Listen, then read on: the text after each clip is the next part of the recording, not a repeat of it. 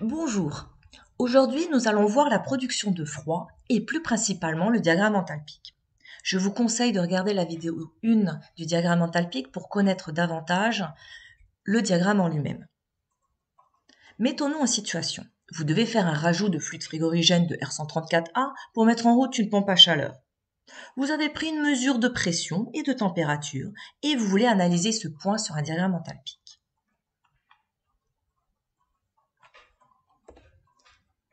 Tout d'abord, je vais essayer de placer ce point. La pression mesurée était de 9 bars. On sait qu'une pression mesurée au manomètre est effective. On va donc rajouter 1 bar pour obtenir la pression absolue, qui est égale du coup à 10 bars. Je trace la droite qui va me permettre donc d'obtenir la pression absolue de 10 bars. J'ai mesuré une température de 80 degrés. Je vais donc tracer l'allure de la courbe de température à 80 degrés. La jonction entre les deux me déterminera le point A. J'obtiens donc le point A. Maintenant, je veux relever les autres données. Je vais commencer par l'enthalpie, ma droite violette, qui va passer par le point A et qui va me permettre d'avoir comme valeur 460 kJ par kilogramme. Ensuite, je veux connaître le volume massique. Pareil, j'essaye de voir de mon point A pour pouvoir tracer cette courbe et obtenir 0,025 m3 par kilogramme. Je veux obtenir l'entropie.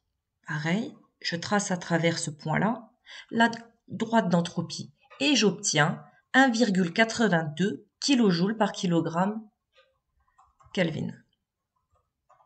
L'état vapeur. Nous sommes bien en vapeur. Donc il n'y a pas de titre.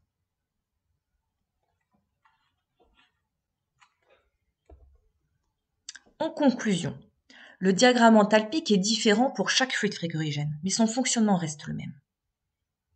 On peut y trouver plusieurs données. La pression, la température, où il faut faire attention que l'allure change en fonction de l'état. Liquide, liquide plus vapeur et vapeur. L'état du fluide. L'état du fluide, comme je l'ai parlé ultérieurement, liquide, liquide plus vapeur ou vapeur. Le volume massique, qu'on peut obtenir seulement, grâce à ce diagramme, en vapeur et en liquide plus vapeur. La valeur de l'enthalpie. On peut trouver aussi l'entropie, mais seulement sous état vapeur. Le titre, forcément, qui est lisible seulement en liquide plus vapeur, parce qu'il correspond donc au pourcentage de vapeur par rapport au liquide. Merci pour votre écoute. Je reste disponible pour votre complément d'information.